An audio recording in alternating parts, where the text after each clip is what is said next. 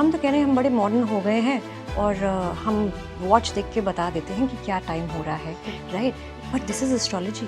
You and I are doing astrology in every second of our life. हर चीज़ इस दुनिया में अलग है. We are working on the exact opposite spectrum of the spectrum जो नेचर ने डिज़ाइन किया.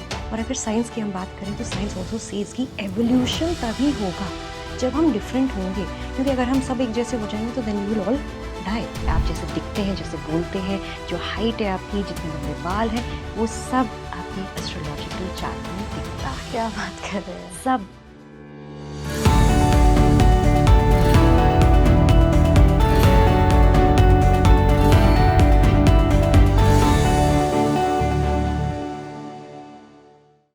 नमस्कार इंडिया, आप देख रहे हैं स्पीकिंग ट्री. मैं हूं आपके साथ हिला गोस्वामी और देखिए आज का पॉडकास्ट होगा बेसिक्स ऑफ एस्ट्रोलॉजी पे. जी हाँ, सारी बातें करेंगे कि आखिर ये एस्ट्रोलॉजी है क्या, कैसे काम कर सकती है और आपके कैसे काम आ सकती है. मेरे साथ बहुत ही स्पेशल गेस्ट जुड़ रही हैं, बहुत ही चर्चित रिनाउंड एस्ट्रोलॉजर मेधा हैं इस वक्त मेरे साथ. बहुत बहुत स्वागत है मेधा स्पीकिंग ट्री पर आपका. थैंक यू सो मच हीला. आपने इतना अच्छा इंट्रोडक्शन दिया. I am very very humbled. Thank you. And I am very excited कि आई थिंक आज बहुत ही इंटरेस्टिंग तरह की चर्चा हो. बिल्कुल बिल्कुल मेधा, बहुत सारे सिंपल सवाल हम लेकर आए हैं. सिंपल इसलिए क्योंकि लोग अपने आप को कनेक्ट तभी कर पाते हैं जब उनके सवालों के हल उन्हें मिल जाए. मुझे ऐसा लगता है. Right, exactly. तो मेधा, आपके अकॉर्डिंग एस्ट्रोलॉजी क्या है और क्यों लोगों को इसके बारे में जानना चाहिए और सही तरीका क्या है जानने का? ईला, आपने जो मुझसे पूछा वो बहुत ही अच्छा सवाल है, क्योंकि हम एस्ट्रोलॉजी में कभी कभार इतना घुस जाते हैं, बहुत कॉम्प्लिकेटेड चीज़ें पूछने लग जाते हैं, पर हमें उसका बिगनिंग का जो पॉइंट है, ये कहाँ से शुरू हो रही है एस्ट्रोलॉजी क्या है, हम यही पूछना भूल जाते हैं. तो हम इतना आगे जाके खो जाते हैं एस्ट्रोलॉजी में और उसका जो एक्चुअल मीनिंग है उससे इतने डिस्कनेक्ट हो जाते हैं कि हम एस्ट्रोलॉजी का फिर पर्पस ही भूल जाते हैं उस प्रोसेस में. तो मैं कहूँगी कि एस्ट्रोलॉजी क्या है. Astrology is the study of time. Astrology इसलिए बनी थी कि हमें तो ये पता है कि 3 डायमेंशंस होते हैं, length, breadth and height, right?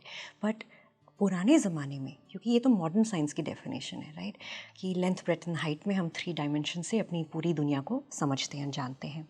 But मैं हज़ारों साल पहले की बात कर रही हूँ, जब हमारे ऋषि मुनि हुए थे और वो इस दुनिया को समझने की कोशिश कर रहे थे. उनके लिए लेंथ, ब्रेथ और हाइट इम्पॉर्टेंट नहीं था. वो कुछ और चीज़ों से इस दुनिया को समझ रहे थे. वो ये देख रहे थे कि सूरज रोज़ उग रहा है, ऊपर आसमान में तारे हैं, चंद्रमा है, एनिमल्स हमारे आसपास इस तरीके से क्यों बिहेव करते हैं, मिट्टी का कलर क्यों अलग है, उसकी स्मेल क्यों अलग आती है अलग सीजन्स में, हर चीज़ इतनी बदल क्यों जाती है अलग अलग पॉइंट्स पे. और वो पॉइंट्स क्या हैं? वो टाइम है, वो समय है. समय की वजह से हर चीज़ बदलती जा रही है. और astrology is nothing but the study of time. समय को समझना है ज्योतिष. बिकॉज हम जब पुराणों को पढ़ते हैं, जब हम अपने वेद पढ़ते हैं, तो वेदों को समझने के लिए कहा गया है कि आपको कुछ चीज़ों की ज़रूरत है. आप वेद उन चीज़ों के बिना नहीं समझ सकते. उसको जो नाम दिया गया है वो है वेदंग.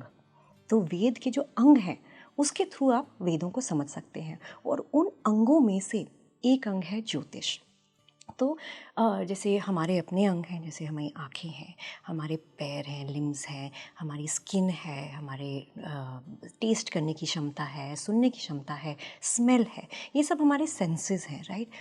तो ज्योतिष को जो स्टेटस दिया है वेदंगा ने, वो ये है कि हमारी आईज़ हैं, कि हम कुछ देख ही नहीं सकते वेदों में अगर हमें ज्योतिष का नॉलेज ना हो. सो ज्योतिष in a way helps you see things more clearly, वरना हमारी अंडरस्टैंडिंग ऑफ थिंग्स फजी रहेगी. सो ज्योतिष का जो डेफिनेशन है वेदंगा में वो है मेजरमेंट ऑफ टाइम.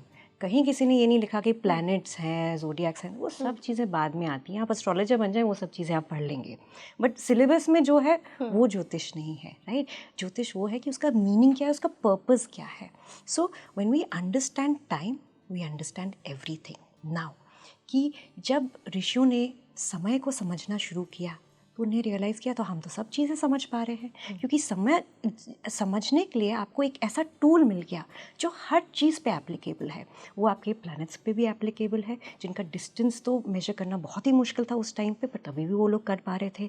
वो समय के थ्रू कर पा रहे थे, क्योंकि उनको एक टूल मिल गया। आज इतने सालों बाद भी हम जो कैलकुलेशंस करते हैं डिफरेंट गैलेक्सीज़ के बीच में, वो भी लाइट ईयर्स ही है, वो टाइम प्रकाश ही है। वर्ष। Yes, it's time, you know, how much time we are taking to get there, how much time it is taking for the light to reach us, right? And ये time जो एक tool है, it's a game changer, because यही time पे अगर हम भी dependent रहें तो हमारी ज़िंदगी भी बदल जाती है, राइट? आप और मैं डिसाइड करते हैं कि सुबह 10:30 बजे हमें मिलना है मीटिंग पे, time, right? What is time? अगर हम देखेंगे मॉडर्न डे का टाइम का अंडरस्टैंडिंग अब क्या है, आप और मैं तो घड़ी देख के टाइम समझ लेते हैं, but if you just take a step back, हाँ, एक स्टेप बैक लेके देखें तो ये वॉच का जो क्रिएशन है, अंडरस्टैंडिंग ऑफ टाइम है, किस पे बेस्ड है?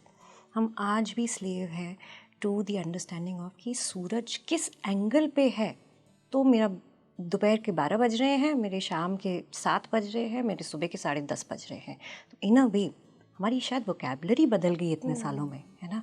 बट हम एक तरीके से एक दूसरे को यही कह रहे हैं कि जब सूर्य का एंगल इतना होगा तब आप और मैं मिलेंगे। तो हमने कह दिया कि चलो 10:30 बजे मिल लेते हैं, राइट? क्योंकि हम इतनी कैलकुलेशंस नहीं करें, क्योंकि ये कैलकुलेशंस ऑलरेडी हो गई हैं। हमने एस्ट्रोलॉजी को उस तरीके से देखना छोड़ दिया है। हम तो कह रहे हैं हम बड़े मॉडर्न हो गए हैं और हम वॉच देख के बता देते हैं कि क्या टाइम हो रहा है, right? But this is astrology. You and I are doing astrology in every second of our life, because we are planning to meet, right? कि हम इस बजे मिल रहे हैं। इस एस्ट्रोलॉजी की मेरा बर्थडे साल के एक दिन आता है, मतलब कि सूर्य उस जगह पे है, एग्जैक्टली उसी जोडियाक साइन में है जिस जोडियाक साइन में था जब मैं पैदा हुई थी, right? Now we are following the solar calendar, but अगर हम हिंदू पंचांग अगर हम फॉलो करें तो काफ़ी लोग हैं इस दुनिया में जो अपना लूनर बर्थडे मनाते हाँ, हैं, मैं भी राइट? लूनर बर्थडे ही मनाती हूँ। एग्जैक्टली, हर एस्ट्रोलॉजर को पता है कि मेरा लूनर बर्थडे कब आता है, तो वो भी वही तो तभी मनाते हैं। बट यही तो है कि मून उस दिन उसी जगह पे है हर साल, तो मैं अपना लूनर बर्थडे मना पा रही हूँ, राइट? और चाहे वो दिवाली हो गई, चाहे वो दशहरा हो गया, सारे त्योहार हैं। सब त्योहार हमारे लूनर कैलेंडर से मनते हैं।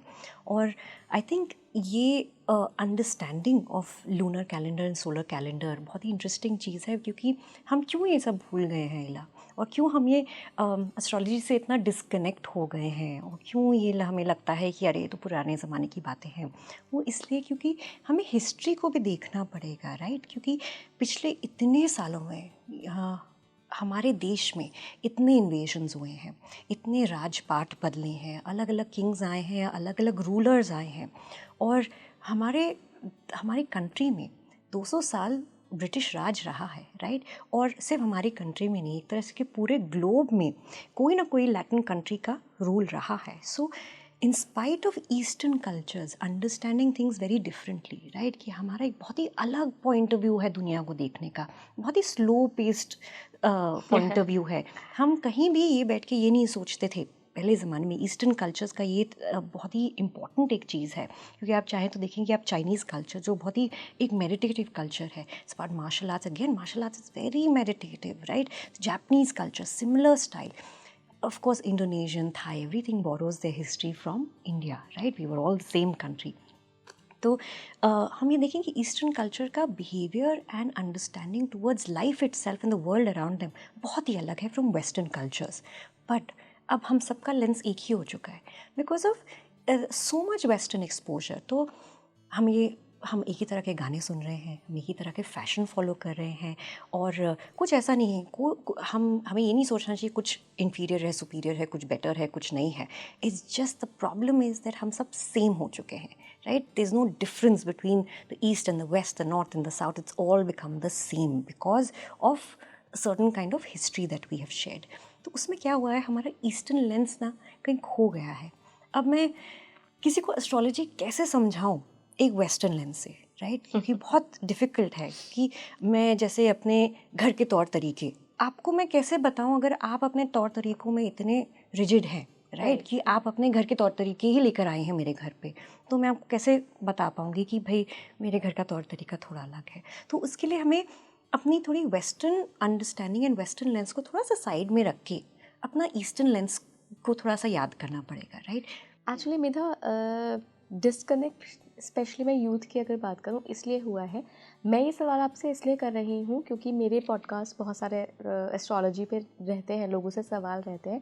तो जब मेरे साथ के लोग उन चीज़ों को देखते हैं तो उनका पहला सवाल ऐसा होता है कि ला जो एक मून है और एक पृथ्वी है, यहाँ पर रहने वाले सारे लोगों पे वो मून एस्ट्रोलॉजी के अकॉर्डिंग अलग अलग कैसे काम कर सकता है।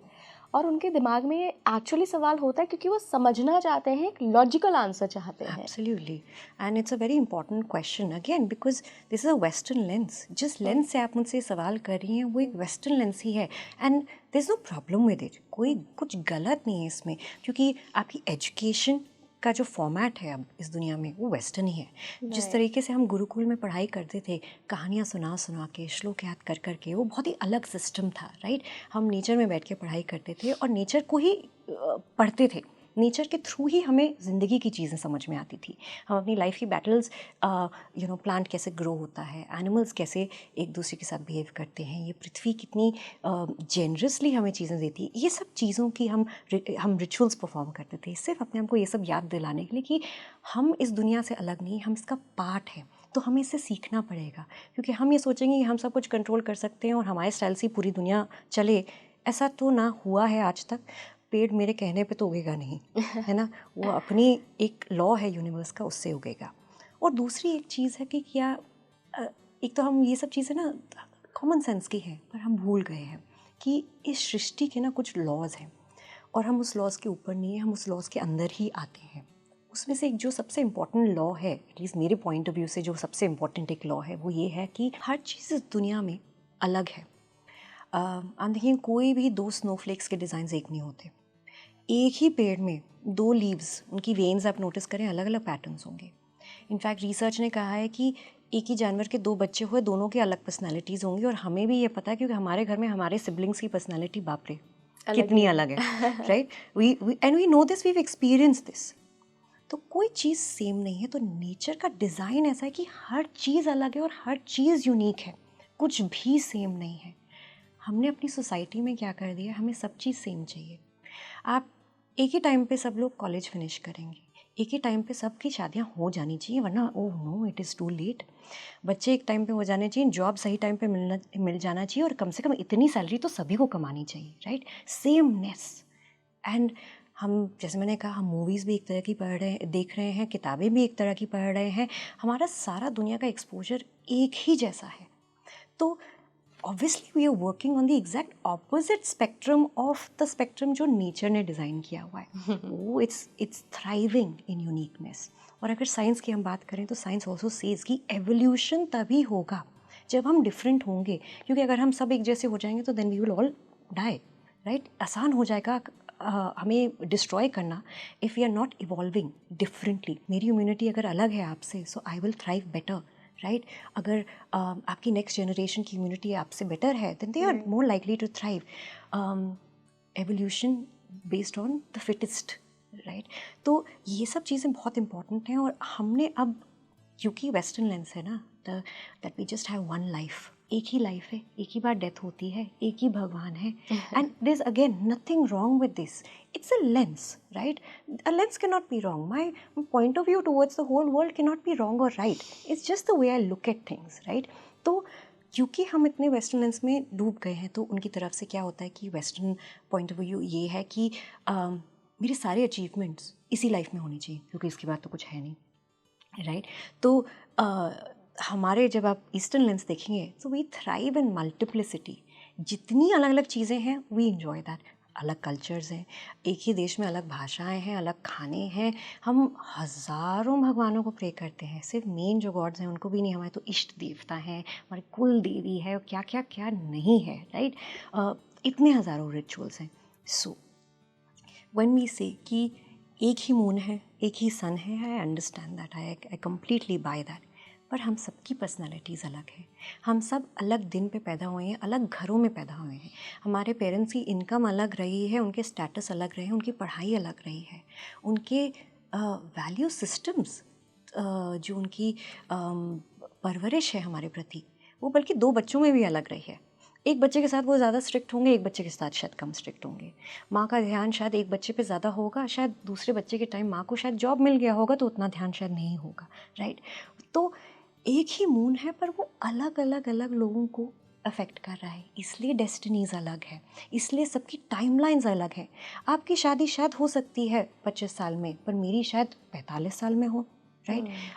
किसी को जॉब मिल सकता है 20 साल में, शायद किसी को सक्सेस मिल सकता है 30 साल में, शायद किसी की 70 साल में लॉटरी लग जाए, राइट। तो माना कि एक ही मून है, बट हम में सब में इतनी अलग चीज़ें हैं, and I feel that's precious.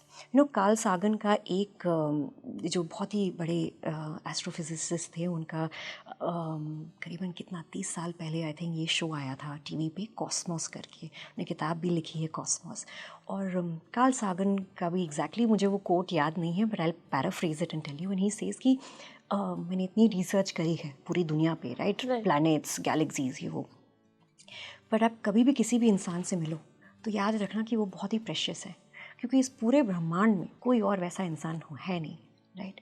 पूरी दुनिया में, पूरे हर गैलेक्सी में, दूर दूर तक जितनी भी लाइट ईयर्स कैलकुलेट करने, कोई वैसा और इंसान है नहीं।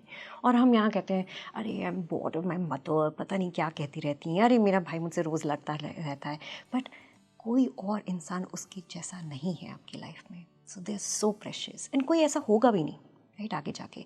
सो whether it's one moon or one sun or one Jupiter, one Saturn, आप प्रेशियस हैं, and that's why everything is different. मेरा अगला सवाल मेरा ये है कि कुंडली क्या है? Right. एस्ट्रोलॉजी में कुंडली क्या पार्ट प्ले करती है? राइट, तो बहुत अलग अलग तरह की वैदिक एस्ट्रोलॉजी की ब्रांचेस हैं। मैं इनफैक्ट एस्ट्रोलॉजी की बहुत ब्रांचेस हैं, जैसे चाइनीज़ एस्ट्रोलॉजी है, वेस्टर्न एस्ट्रोलॉजी है, मैं वैदिक एस्ट्रोलॉजी करती हूँ। तो उसका बेस है पराशरा एस्ट्रोलॉजी में। Of course I am trained in other forms of astrology also, जैसे मैं नाड़ी एस्ट्रोलॉजी भी करती हूँ, मैं जेमिनी एस्ट्रोलॉजी भी करती हूँ। तो सबका ऑब्वियसली ओवर द ईयर्स सार ऐसा हो गया कि it now comes naturally, you don't have to think about it, and you don't differentiate between अलग अलग ब्रांचेस ऑफ एस्ट्रोलॉजी के बीच में भी दिमाग अब डिफ्रेंशिएट नहीं करता है। बट जो वैदिक एस्ट्रोलॉजी, जिस तरह की एस्ट्रोलॉजी मैं करती हूँ, कुंडली उसका बेस है। Okay, so what is that horoscope that we see, जो कुंडली हम कहते हैं, जो हमारे घर में नाना नानी दादा दादी बोलते थे या पेरेंट्स बोलते हैं कि कुंडली तो बच्चा पैदा हो गया तो वो बनवा ली, उसके बाद कभी यूज़ करी है कि नहीं करी वो बात अलग है, बट वो तो बनवा ली है।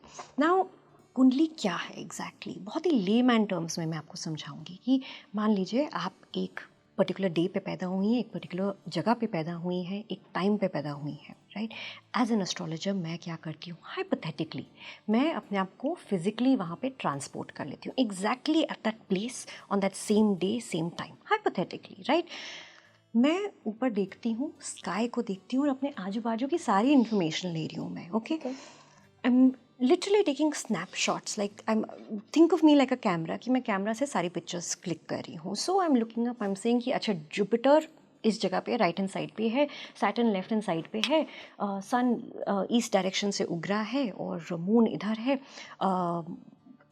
सावन का महीना है, थोड़ी थोड़ी बारिश हल्की हो रही है, शाम का टाइम है, ये सब चीज़ें मैंने सब नोट कर लिए एज एन एस्ट्रोलॉजर। बट क्या होता है कि जब मैंने वो सब नोट कर लिए तो मैं उसको as an astrologer, because I am a professional, मैं उसको लंबे लंबे पैराग्राफ्स में नहीं लिख रही हूँ, मैंने उसको ना सब कोडेड फॉर्म में लिख दिया है। जैसे कि आप सोचिए, मान लीजिए इंजीनियर है, तो अगर आप रेडियो बना रहे हैं, आपके I think first year college में ये असाइनमेंट दिया जाता है इलेक्ट्रिकल इंजीनियर में, या फर्स्ट ईयर सेकेंड ईयर में कुछ ऐसा होता है कि आप रेडियो बना रहे हैं, तो आपको ना वो सर्किट डायग्राम दिया जाता है कि आप यहाँ से सोल्डर करेंगे, वहाँ से करेंगे, आपको एक पूरा दिया जाता है, पर वो लंबे लंबे पैराग्राफ्स में नहीं होता है। As a student you understand कि यहाँ पे एक जॉइंट आएगा, वहाँ पे जॉइंट आएगा वायर का, राइट। उसी तरह से वो कोडिंग हम लोग एस्ट्रोलॉजर्स करते हैं, ताकि मैं वही इन्फॉर्मेशन अगर किसी अपने बाजू वाले एस्ट्रोलॉजर को दूं तो वो इंस्टेंटली समझ जाएंगे कि मैंने क्या लिखा हुआ है। तो मैं 50 पन्ने नहीं भर रही हूँ उस इन्फॉर्मेशन के साथ। So in a way what I have done is कि मैंने आपके exact date of birth, time of birth और प्लेस ऑफ बर्थ की सारी डिटेल्स मैंने नोट कर ली as a picture I have clicked of the sky and the world around me at that point in time, coded that information, and अब उस coded information को मैंने नाम दे दिया है कुंडली, राइट, और अ हॉरोस्कोप और अ बर्थ चार्ट, उसके बहुत नाम है।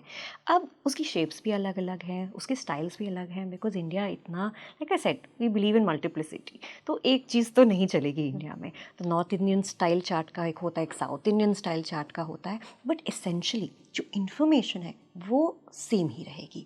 तो मैं चाहे नॉर्थ इंडियन स्टाइल एस्ट्रोलॉजर हूँ, साउथ इंडियन स्टाइल एस्ट्रोलॉजर हूँ, कोई भी फॉलो कर रही हूँ मैं एस्ट्रोलॉजी, अगर इंडियन एस्ट्रोलॉजी फॉलो कर रही हूँ, आई नो एग्जैक्टली कि क्या इन्फॉर्मेशन है उसमें, right. But it is that कि किस साइड जुपिटर है, किस साइड कौन सा प्लैनेट है, कौन कब राइज हो रहा है, कौन नहीं राइज हो रहा है।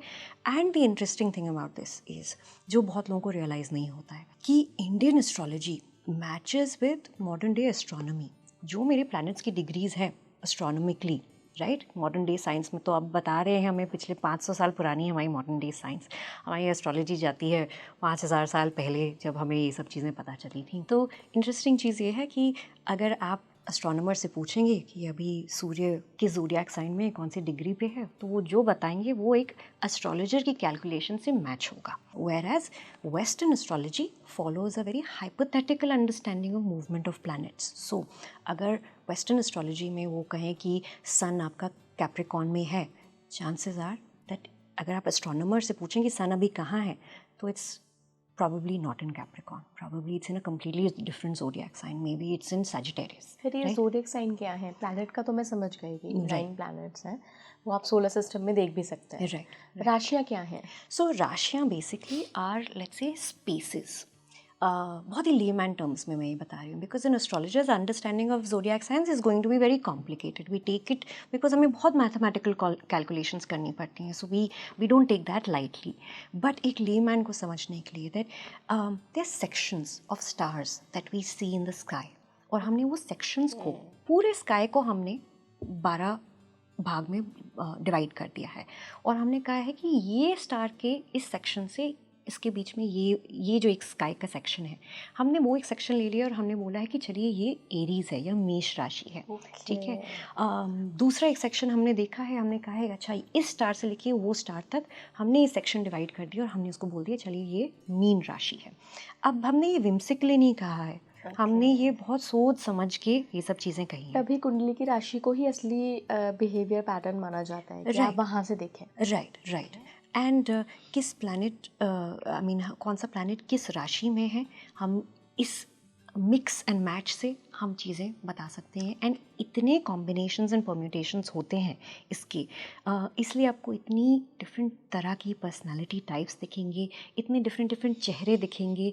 आपको लगेगा कि 2 चेहरे मैंने देखे काफ़ी सिमिलर हैं, पर वो लोग भी डिफरेंट हैं, राइट। तो उनके कुछ प्लैनेट्स शायद सेम हो सकते हैं, बट कुछ प्लैनेट्स डिफरेंट भी होते हैं, क्योंकि आप जैसे दिखते हैं, जैसे बोलते हैं, जो हाइट है आपकी, जितने लंबे बाल हैं, वो सब आपकी एस्ट्रोलॉजिकल चार्ट में दिखता है। क्या बात कर रहे हैं? सब कुछ, आपकी नाक कैसी होगी, आपके कान कैसे होंगे, आपका डेंटेशन कैसा होगा, आप क्या ज़ोर से हंसेंगे या सॉफ्टली हंसेंगे, या आपका शोल्डर्स छोटे रहेंगे, आप क्या ज़्यादा वेट पुट ऑन करेंगे, या फिर हवा से ही आप मोटे हो जाते हैं, या फिर आप बहुत खा के भी आप ऐसे ही रहते हैं कि बिल्कुल वेट पुट ऑन नहीं कर। ये सब चीज़ें आपकी एस्ट्रोलॉजिकल चार्ट में होती हैं। आपको कौन सी बीमारियां होंगी, किस उम्र में होंगी, एस्थमा होगा या फिर नी सर्जरी होगी, ये सब चीज़ें आपके एस्ट्रोलॉजिकल चार्ट से एक इंसान, आप जो एस्ट्रोलॉजर है वो सब पता कर सकता है। अब व्हाट अबाउट वेल्थ भी, तो वेल्थ तो बल्कि सिंपलर चीज़ें होंगी, क्योंकि आप इंसान को देख के आप उनकी कुंडली आप बता सकते हो। काफ़ी एस्ट्रोलॉजर हैं जो बहुत ही, मैं कहूँगी, दिग्गज एस्ट्रोलॉजर जो नहीं होते हैं, जो पिछले 90 साल से एस्ट्रोलॉजी ही कर रहे हैं, उसी में डूबे हुए हैं, यू नो। एंड उनका ये रहता है, वो आपको देख के आपको बता देंगे कि आपका कौन सा प्लैनेट उच्च का है, कौन सा प्लैनेट स्ट्रांग है, कौन सी महादशा चल रही है, आपके 7.5 चल रही है कि नहीं चल रही, वो ये सब देख के आपको, बस सिर्फ देख के बता देंगे। मैं ये कहूँगी कि मैं उस लेवल की नहीं हूँ, मुझे 90 साल नहीं हुए, अभी 100 साल नहीं हुए हैं मुझे ये सब अभी मुझसे ये सवाल मत पूछना। बट ये है, ये आपकी बॉडी में ही आपकी कुंडली दिखती है, राइट। बिकॉज यू आर, जैसे हम प्लांट्स देखते हैं, हमें पता है कौन सा नीम का पेड़ है, कौन सा पीपल का पेड़ है, हमें पता है, राइट। तो आपके देखने में ये सब चीज़ें पता चल जाती हैं। आपको पता है कि मैंगो के पेड़ से आपको मैंगो का फल ही दिखेगा, मिलेगा, राइट। आपको पता है कि ये गुआवा का पेड़ है तो गुआवा निकलेगा, आपके चेरीज नहीं निकलेंगी, राइट। तो ये उसी तरह से we are part of the universe, laws are the same, कोई लॉज में, यूनिवर्स के लॉज में अलग नहीं है. We are children of the universe, not bosses, है ना. तो you are like a plant only. मैं तो सबको बोलती हूँ like a plant. Think of yourself as a plant and you will figure yourself out in a much easier way. आसान हो जाएगा खुद को समझना. अच्छा मेधा जी, एक आम इंसान एस्ट्रोलॉजी से कैसे फ़ायदा उठा सकता है? आम इंसान एस्ट्रोलॉजी से बहुत फ़ायदा उठा सकता है. एंड ये एस्ट्रोलॉजी का गिफ्ट है एक्चुअली, बिकॉज ये मैं कहूँगी ये हमारे एंसेस्टर्स का गिफ्ट है. Astrology is the gift of our ancestors. वो चाहते थे कि उनके बच्चे अच्छा करें, राइट. हम भी चाहते हैं हमारे बच्चे अच्छा करें. तो एक उनकी भी वही सेम इंटेंशन थी कि काश ये बच्चे आगे जाके एस्ट्रोलॉजी पढ़ लें तो उनकी ज़िंदगी की थोड़ी बहुत जो तकलीफ़ें हैं वो शायद कम हो जाए. शायद मॉडर्न डे प्रॉब्लम्स उतनी शायद कम नहीं हो सकती हैं, क्योंकि बहुत प्रॉब्लम्स हैं अभी.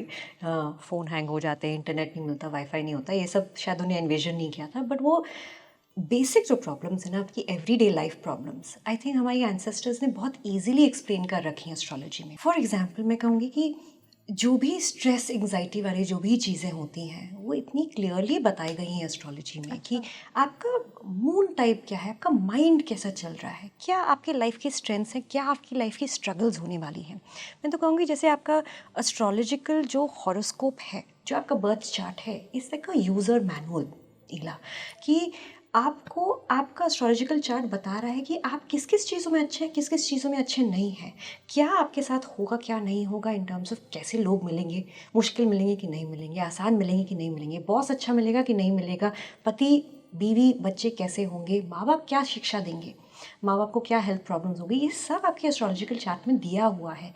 तो आप क्यों अपने घर पे बैठ के ये फिक्र कर रहे हैं कब ये चीज़ें होंगी, तो फिर क्यों आप स्ट्रेस लेने, हाय मेरे बच्चे की पढ़ाई कैसी जाएगी. अरे आपको पता है, आपको बस अपना ये यूज़र मैनुअल देखने की ज़रूरत है. हम ये सोचते हैं अपनी लाइफ में वेरी अर्ली ऑन कि करियर में क्या करना है. पेरेंट्स सोच सोच के परेशान होते रहते हैं क्या मेरा बेटा करेगा.